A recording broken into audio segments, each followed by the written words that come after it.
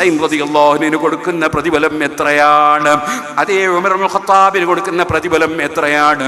എന്തിനധികം പറയണം, അമ്പിയാക്കളിൽപ്പെട്ട ആളല്ലേ സക്കരിയ നബി അലൈഹിസ്സലാം. മഹാനവറുകളെ ശത്രുക്കൾ കൊന്നുകളഞ്ഞില്ലേ, യഹ്യാ നബി അലൈഹിസ്സലാമിനെ കൊന്നുകളഞ്ഞില്ലേ. അവർക്കൊക്കെ റബ്ബിന്റെ അടുക്കൽ കിട്ടുന്ന പ്രതിഫലം എത്രയാണ്. അതുകൊണ്ട് മുസീബത്ത് സംഭവിക്കുമ്പോൾ അതൊക്കെ ശിക്ഷയാണെന്നാരും പറഞ്ഞേക്കരുത്. ഒന്നുകൂടി പറയട്ടെ, അതേ മുസീബത്തുണ്ടായാൽ അതിൻ്റെ പേരിൽ നല്ല കാര്യങ്ങൾ നിർത്തിവെക്കരുത്. ഞാനിപ്പോ വരുമ്പോ എനിക്ക് എൻ്റെ ഡ്രൈവറോ എൻ്റെ കൂടെയുള്ള ആളോ എനിക്കൊരു വാട്സപ്പിൽ ഒരു മെസ്സേജ് കാണിച്ചു. അതിൽ പറയുന്നത് എന്താ അറിയോ, വയനാട്ടിൽ ദുരന്തം ഉണ്ടായതുകൊണ്ട് ഈ പ്രാവശ്യം നബിദിനാഘോഷമൊന്നും വേണ്ട. എങ്ങനെയുണ്ട് പരിപാടി? ഉള്ളിൽ നബിദിനാഘോഷത്തിന്റെ വിരോധികളാണ്. അതൊരിക്കലും അമുസ്ലിം സഹോദരന്മാരായിരിക്കൂല ആ എഴുതിയത്. മറിച്ച് അങ്ങനെ ഉണ്ടല്ലോ ചിലര് നബിദിനത്തിന്റെ അന്ന് ചോറ് കൊടുക്കണ്ട, നമുക്ക് അരി കൊടുക്കാന്ന് പറയുന്ന ചിലരില്ലേ. കേട്ടുനോക്കിയാൽ നല്ല ആശയല്ലേ. കാരണം ഓരോരുത്തരുടെ വീട്ടിൽ ആവശ്യമുള്ള വേണേ പത്തിരിയും ചൂടാലോ അരി കിട്ടിയാൽ അതെവിടെ പാസ്സാക്കണമെന്നറിയോ? ആ പറയുന്നവരത് പാസ്സാക്കേണ്ടത് എവിടെയാണെന്നറിയോ? അയാളെ മകന്റെ കല്യാണത്തിന് എല്ലാവർക്കും അരി കൊടുക്കണം, ബിരിയാണി കൊടുക്കരുത്. അതുപോലെ അവളെ മകളെ കല്യാണത്തിന് പുതിയ പുരണ്ടാക്കിയിട്ട് താമസിക്കുമ്പോൾ ചിലരൊക്കെ ഉണ്ടല്ലോ നബിദിനം റസൂലുള്ളാഹി നബിദിനം കഴിച്ചിട്ട് ബിരിയാണി കൊടുത്തിട്ടുണ്ടോ എന്ന് ചോദിക്കുന്നവരുണ്ടല്ലോ. നിങ്ങൾ ഭയങ്കര മാളിക ഉണ്ടാക്കിയിട്ട് വീട് ഉദ്ഘാടനം ചെയ്യുമ്പോൾ ബിരിയാണി കൊടുത്തില്ലേ? അള്ളാഹിന്റെ റസൂൽ അങ്ങനെ വീട് ഉദ്ഘാടനത്തിന് ബിരിയാണി കൊടുത്തിരുന്നോ? അള്ളാഹുവിന്റെ റസൂൽ വീട് ഉദ്ഘാടനത്തിന് ബിരിയാണി കൊടുത്തിരുന്നോ? അന്ന് പന്തൽ കെട്ടിയിരുന്നോ? അന്ന് അത്തരത്തിലുള്ള എന്തെങ്കിലും പരിപാടി നടത്തിയിരുന്നോ? അവിടെ ഒന്നുമില്ലാത്തൊരു ചോദ്യം. നബി സല്ലല്ലാഹു അലൈഹി വസല്ലം ജനിച്ചതിൽ സന്തോഷിക്കുമ്പോൾ മാത്രം ആ ചോദ്യം എവിടുന്ന് വന്നു?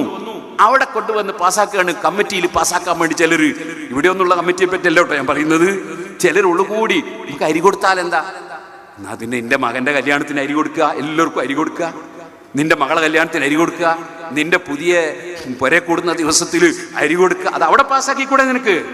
ഇവിടെ അള്ളാഹുവിന്റെ റസൂലിന്റെ ജന്മത്തിൽ സന്തോഷിച്ചിട്ട് എല്ലാവർക്കും ഭക്ഷണം കൊടുക്കുമ്പോൾ അവിടെ നിന്റെ ഈ കുബുദ്ധി വേണോ? നമ്മൾ നന്നായി ശ്രദ്ധിക്കണം. നിക്കാഹ് കഴിഞ്ഞാൽ ഒരു ഫാത്തിഹ ഇട്ട് ദ്വാരക്കലുണ്ട്. ആ ഫാത്തിഹ ദ്വാരക്കുമ്പോഴേക്ക് വെറും കുറച്ച് ഈത്തപ്പഴവും കുറച്ച് തേങ്ങാ കഷ്ണമൊക്കെ. ആ ഫാത്തിഹ ദ്വാ ചെയ്യുന്നത് വരെ അതുകൊണ്ട് ഒരൊറ്റ കുട്ടി സ്റ്റേജ് മേൽ വരാൻ പാടില്ല. ആ ഫാത്തിഹയും ദ്വായും കഴിയിട്ട് അതിനേക്കാളും വലുതല്ല തേങ്ങാ കഷ്ണം. ഫാത്തിഹയും ദ്വായും ഈ ദമ്പതികൾക്ക് ഖിയാമത്ത് നാൾ വരെ അവരെ ശൃംഖലയിൽ ബർക്കത്തുണ്ടാകാനും ഈ കുടുംബത്തിൽ ബർക്കത്തുണ്ടാകാനുമുള്ള ദ്വാ. ആ ദ്വാ കഴിയുന്നതിന് മുമ്പ് ഈ ഈത്തപ്പഴം തിന്നണോ? അതിന്റെ ഇടക്ക് ഈ തേങ്ങാ കഷ്ണം കടിക്കണോ?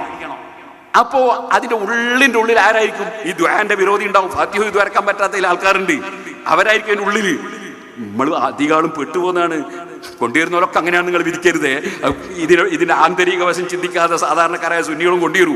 അതെന്താണ്? അവരെ പറ്റി ചിന്തിക്കൂല. ഇത് എവിടുന്നാ വന്നതെന്ന് മനസ്സിലാക്കൂല. നമ്മൾ ശരിക്കാലോചിക്കണം. നമ്മളെ പൂർവികമായി നടന്നു വരുന്ന ഒരാചാരത്തിനും ഒരു കുറവും വരുത്താൻ പാടില്ല.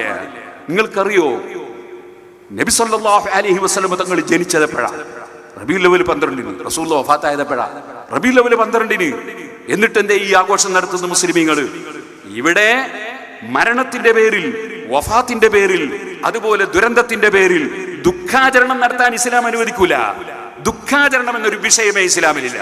ഇസ്ലാം എന്ന് പറഞ്ഞാൽ എപ്പോഴും സന്തോഷം, എപ്പോഴും സമാധാനം, ദുഃഖങ്ങളൊക്കെ മറന്നു കളയാനുള്ളതാണ്. എന്നിട്ടോ അവിടെ എന്ത് സാന്ത്വനം വേണം? അതാണ് SYSന്റെ പ്രവർത്തകർ കാണിച്ചു കൊടുക്കുന്നത്. സാന്ത്വന പ്രവർത്തനം എന്ത് വേണം? ദുരന്തത്തിൽപ്പെട്ടവരെ എങ്ങനെ രക്ഷപ്പെടുത്തണം? അവിടെ സജീവമായി നമ്മൾ മുന്നേറണം. അവർക്ക് സഹായം നൽകുന്നതിൽ മുന്നേറണം. അതേസമയത്ത് അതും പറഞ്ഞ് ഇങ്ങനെ ദുഃഖിച്ചിരുന്നിട്ട് ഇനി നബിദിനാഘോഷം വേണ്ട, ഇനി വേറൊരു സമുദായത്തിൽപ്പെട്ടവരാണെങ്കിൽ ഓണാഘോഷം വേണ്ട, അങ്ങനെയൊന്നും ആരും പറയണ്ട. ഓണാഘോഷം നടത്തട്ടെ, നബിദിനാഘോഷം നടത്തുന്നവർ അത് നബിദിനാഘോഷം നടത്തട്ടെ. ആഘോഷങ്ങളൊന്നും നിർത്തി വെക്കേണ്ട ആവശ്യമൊന്നുമില്ല. അതേ സമയത്ത് സഹായിക്കേണ്ടവരെ സഹായിക്കണം. അത് മറ്റൊരു കാര്യമാണ്. നല്ല ബുദ്ധിയും ബോധവും ചിന്തയും പ്രത്യേകിച്ചും മുസ്ലിം പണ്ഡിതന്മാർക്കും വേണം. സർവ്വ മഹല്ല് ജമാഅത്തിന്റെ കമ്മിറ്റിയുടെ ആളുകൾക്കും ഉണ്ടാകണം എന്ന് സാന്ദർഭികമായി ഞാൻ പറയാൻ. സുഹൃത്തുക്കളെ, ഞാൻ പറഞ്ഞ വിഷയത്തിലേക്ക് തന്നെ പോകാം. റഹ്മാനായ അല്ലാഹുവിന്റെ കാരുണ്യം അത് ചിലപ്പോൾ ചിലർക്ക് റബ്ബ് സ്വർഗം കൊടുക്കുന്നത് സുബ്ഹാനല്ലാഹ് ഷഹീദായി മരിച്ചിട്ടായിരിക്കും. ചിലർക്ക് അപകടത്തിൽ മരിച്ചിട്ടായിരിക്കും. ചിലർക്ക് അള്ളാഹു സ്വർഗം കൊടുക്കുന്നത് വളരെ വിഷമമുള്ള രോഗം കൊടുത്തിട്ട് അതിൽ ക്ഷമിച്ചു നിൽക്കുന്ന വകയിലായിരിക്കും. വേറെ ചിലർക്ക് സാമ്പത്തികമായി വലിയ പ്രതിസന്ധി കൊടുത്ത് ഞെരുക്കത്തിലാക്കിയിട്ട് അതിലൂടെ അത് ക്ഷമിച്ചു നിന്നതിനാൽ സ്വർഗം കൊടുക്കും. അള്ളാഹു തആല ചിലർക്ക് സ്വർഗം കൊടുക്കുന്നത് നല്ല സാമ്പത്തിക ശേഷി കൊടുത്തിട്ട് അതുകൊണ്ട് നന്നായി സദഖ ചെയ്തിട്ട് സ്വർഗത്തിൽ കിടന്നു. അങ്ങനെ കുറെ ആളുണ്ട്.